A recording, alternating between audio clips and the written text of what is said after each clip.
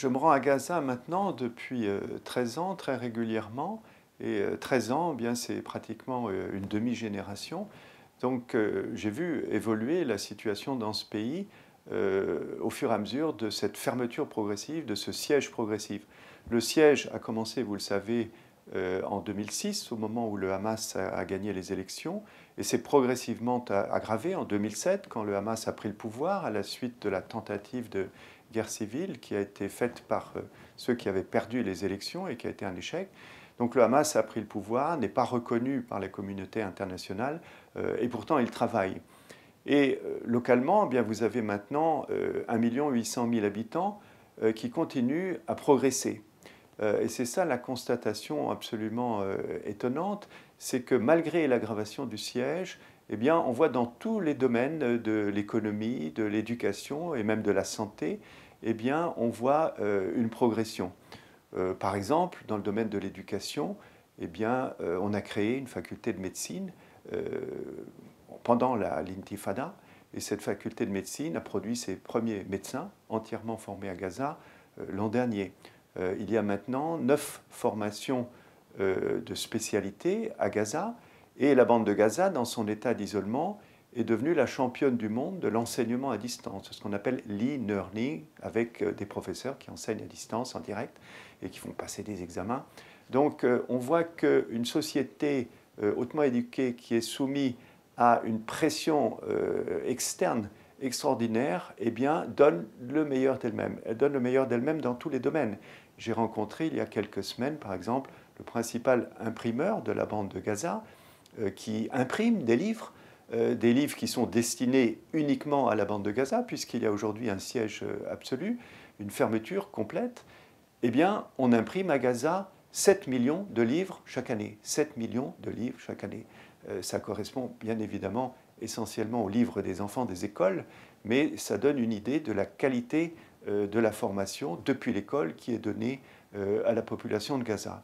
Cette progression, on la voit dans tous les domaines, et elle a été rendue possible jusqu'au coup d'État en Égypte en juillet dernier. Elle a été rendue possible eh bien, parce qu'il y avait un cordon ombilical qui reliait la bande de Gaza au reste du monde.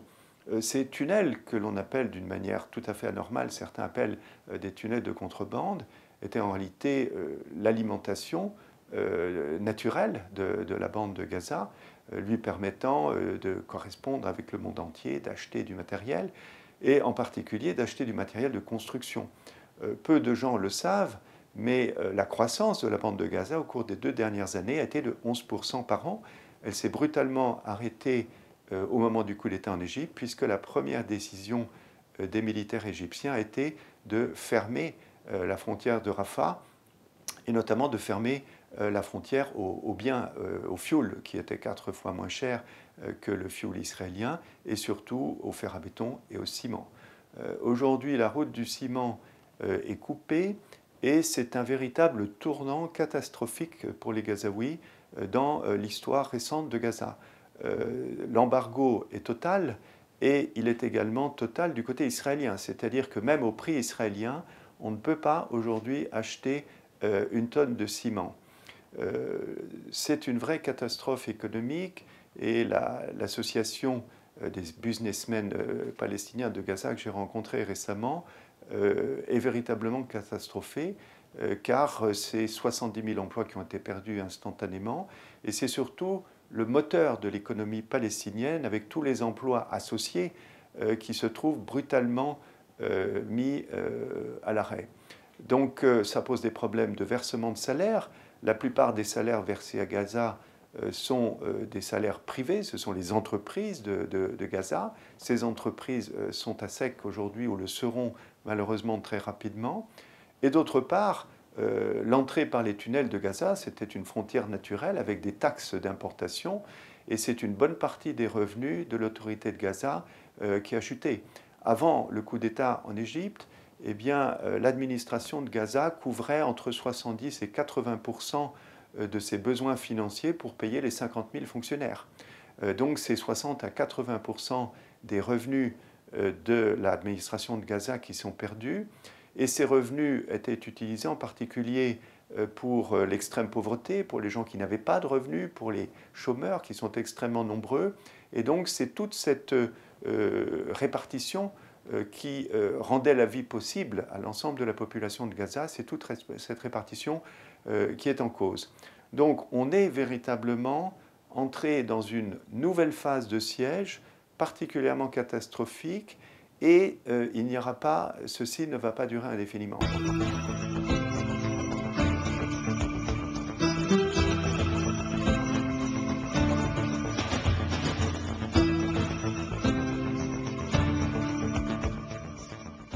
Alors les objectifs, ils sont assez clairs et je dois dire que je les ai ressentis, je les ai entendus dès le jour du coup d'État en Égypte. Dès le jour du coup d'État en Égypte, les médias égyptiens ont émis le message les tunnels de Rafah seront fermés jusqu'à la chute du Hamas. Les tunnels seront fermés jusqu'à la chute du Hamas. Autrement dit, il est très clair que derrière le coup d'État égyptien, il y a évidemment la main israélienne et puis finalement beaucoup de pays occidentaux qui seraient enchantés que le Hamas chute après le coup d'État en Égypte et puis après ce sera peut-être le tour de la Tunisie. Autrement dit, il y a une stratégie derrière tout ça, mais cette stratégie, à mon avis, fait véritablement abstraction de ce qui se passe dans la tête des personnes concernées. On ne se rend pas compte à quel point l'aggravation depuis ces dernières années du siège de Gaza a renforcé la détermination des Palestiniens. Il y a là une erreur psychologique complète. Les Palestiniens et les Gazaouis n'ont jamais été aussi forts dans leur tête qu'aujourd'hui. Probablement, et je dis probablement car bien entendu je ne pose aucune question sur ce sujet, mais probablement ils n'ont jamais été aussi forts militairement. En tout cas, on l'a vu au cours de la guerre récente de 2012, les Israéliens n'ont pas osé attaquer au sol, parce qu'ils savent qu'au sol, eh bien, il y aura des morts et des prisonniers du côté israélien, ce dont Israël ne veut à aucun prix. Donc aujourd'hui, on se contente de, entre guillemets, de bombarder Gaza. Les seuls qui pourraient entrer au sol, ce sont les Égyptiens. Et on peut imaginer Mohamed Dahlan rentrant à Gaza dans les chars égyptiens. Et là, le message est clair. Si les chars égyptiens entrent à Gaza, Israël sera bombardé. Israël sera bombardé. Et actuellement, Gaza a les moyens de bombarder Israël. Et ce n'est pas un secret. Ils l'ont montré au cours de la guerre de 2012. Ça a eu d'ailleurs un effet psychologique important sur la population israélienne. Autrement dit, l'aggravation du siège, loin de régler un problème, loin de pousser à la négociation, même Mahmoud Abbas aujourd'hui ne veut plus négocier la question de l'État juif, pour une raison qui est facile à comprendre de toute manière, c'est qu'aujourd'hui, sur le territoire qu'on peut attribuer à la souveraineté israélienne, où Israël a droit de vie et de mort sur chacun, et bien sûr, sur ce territoire, aujourd'hui, les Palestiniens sont majoritaires. Il y a aujourd'hui plus de Palestiniens que de Juifs israéliens sur le territoire de la Palestine. Donc la question de l'État juif n'est même plus une question à se poser pour l'avenir. C'est une question qui est réglée, il faut que chacun le sache.